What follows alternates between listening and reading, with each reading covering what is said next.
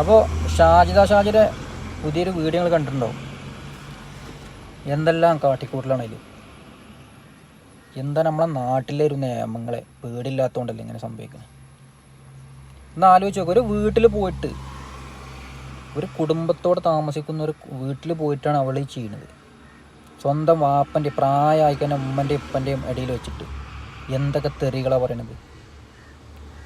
അപമാനിക്കുകയാണ് ഇതൊക്കെ. ഒരു കുടുംബത്തെ മൊത്തത്തിൽ അപമാനിക്കുക. അവൾക്ക് എല്ലാ നിയമവും ആവാമെന്നൊരു വിചാരമുണ്ട്. പിന്നെ സ്ത്രീകൾ, ഈ സ്ത്രീ ഇപ്പോൾ ഇവൾ ചെയ്തത് ഒരു ആൺകുട്ടി ഒരു സ്ത്രീയെ പറഞ്ഞിട്ടാണെങ്കിൽ നിയമം അവിടെ എത്തിയിട്ടുണ്ടാവും. അപ്പോൾ എന്താ പറഞ്ഞാൽ നമ്മളെ നാട്ടിലെ ഈ ഒരു നിയമത്തെ പേടില്ലാത്തതുകൊണ്ടാണ് ഇങ്ങനെ സംഭവിക്കുന്നത്. വരും കാലങ്ങളിൽ ഇങ്ങനത്തെ കുറ്റകൃത്യങ്ങൾ കൂടുകയേ ചെയ്യുള്ളൂ. ഒരാളത് കണ്ടു കഴിഞ്ഞാൽ മറ്റുള്ളവർ പഠിക്കും. അതാണ് സംഭവിക്കുക. അപ്പോൾ നമ്മളിതിൽ യൂട്യൂബ് തുറക്കാൻ പറ്റില്ല. ഈ ഷാജിയുടെ ഒറ്റ പ്രശ്നമുള്ളൂ. ഇപ്പോൾ യൂട്യൂബ് തുറന്നാൽ ആകെ കാണാൻ ഒറ്റ ആ വീഡിയോ മാത്രമേ നമ്മളിതിൽ വരുള്ളൂ.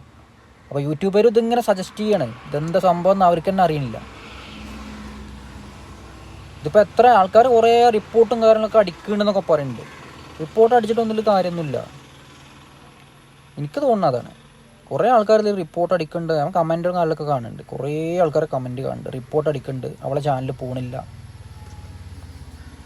അപ്പോൾ ഈ ഷെരീഫ് പറഞ്ഞൊരു വ്യക്തിയെ അവൻ ബുദ്ധിപൂർവ്വം കളിച്ചതെന്ന് ഞാൻ പറയുള്ളൂ. ഞാനൊരു വീഡിയോ കണ്ടുകൊണ്ട് അതിൽ അവൻ ബുദ്ധിപൂർവ്വമാണ് കളിച്ചത്. കാരണം ഇവിടെ ഈ വീഡിയോ എടുത്ത് ഇങ്ങനെ ചെല്ലുകയാണ്. നമ്മളെ ഗിവ് വേ ചെയ്യൂലേ, അതേപോലെ ഇങ്ങനെ ചെല്ലുകയാണ്. അവൻ്റെ ഭാര്യയൊക്കെ പറയണ കേൾക്കണം. ഭാര്യയൊക്കെ പച്ചത്തെറിയ പറയണം. എൻ്റെ കൂട്ടുകാരന്മാരൊക്കെ ഇടി വീട്ടിലേക്ക് കയറ്റി കൊടുക്കുന്ന കാരണത്. കൂട്ടുകാരന്മാർ കാഴ്ച വെക്കുക എന്തൊക്കെ പറഞ്ഞു, വിളിച്ചു പറഞ്ഞു, ചരക്ക്, അങ്ങനെയൊക്കെ ഓരോ വർത്തമാനങ്ങളാണ് സംസാരിക്കുന്നത്. അപ്പം നമ്മുടെ നാട്ടിൽ നിയമത്തെ തീരെ പേടില്ലാത്തതുകൊണ്ട് എങ്ങനെയാണ് സംഭവിക്കുന്നത്. വീഡിയോ ആവാണ് ചെറിയ പോയിന്റ് ഇട്ടുതരാം. എന്തായാലും നമ്മളെ നാട് ഇങ്ങനെ പോവുകയാണെങ്കിൽ കുറ്റകൃത്യങ്ങൾ കൂടും, ശിക്ഷയെ പേടിയില്ലാതാവും. ഇപ്പൊ തന്നെ നമ്മളെ നാട്ടില് ഒരാളെ ആർക്കും ഒരു പേടി.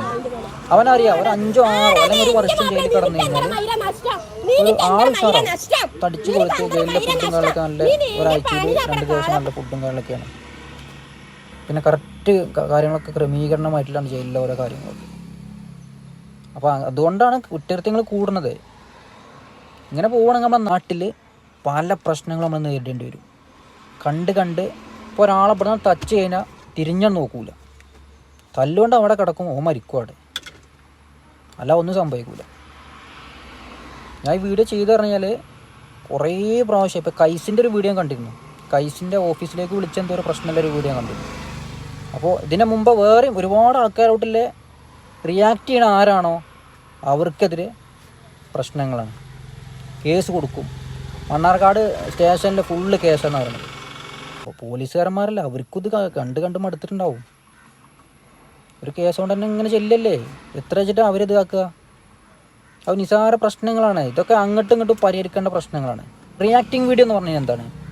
ഒരാൾ എന്തെങ്കിലും കുറിച്ച് തെറ്റുകൾ ചെയ്ത് കഴിഞ്ഞാൽ ആ തെറ്റ് കണ്ടു കഴിഞ്ഞാൽ അവർ റിയാക്ട് ചെയ്യണം, മറ്റുള്ളവരെ ബോധിപ്പിക്കണം. അപ്പോൾ അത് കാണുമ്പോൾ എന്ത് ചെയ്യാണ്, ഈ ചെയ്ത വ്യക്തികൾക്കെതിരെ എന്ത് ചെയ്യാണ്, കണ്ടവരെന്ത് ചെയ്യാണ്, അതായത് ആരെ പേരിലാണോ ചെയ്തത് അവർ കാണുമ്പോൾ. സാധാരണ അങ്ങനെ സംഭവിക്കില്ല. ചെറിയ 1, 2, 3, 4 വീഡിയോ ഒക്കെ എന്തെങ്കിലും ചെറിയ പ്രശ്നങ്ങളായിട്ട് വരുള്ളൂ. പക്ഷേ ഇവർക്കെതിരെ ആരാണോ എന്താ സംസാരിക്കണേ അവർക്കെതിരെ രംഗത്തിറങ്ങുക. എന്നിട്ടാണ് നടക്കുകയാണ്, ഫുള്ള് അങ്ങോട്ട് പാറി നടക്കുക. എന്തായാലും ഞാൻ ജസ്റ്റ് ഒന്ന് ഇതിൽ സൂചിപ്പിച്ചു എന്ന് മാത്രമേ ഉള്ളൂ, അല്ലാതെ വേറൊന്നുമില്ല കേട്ടോ. ഓക്കെ എന്നാൽ.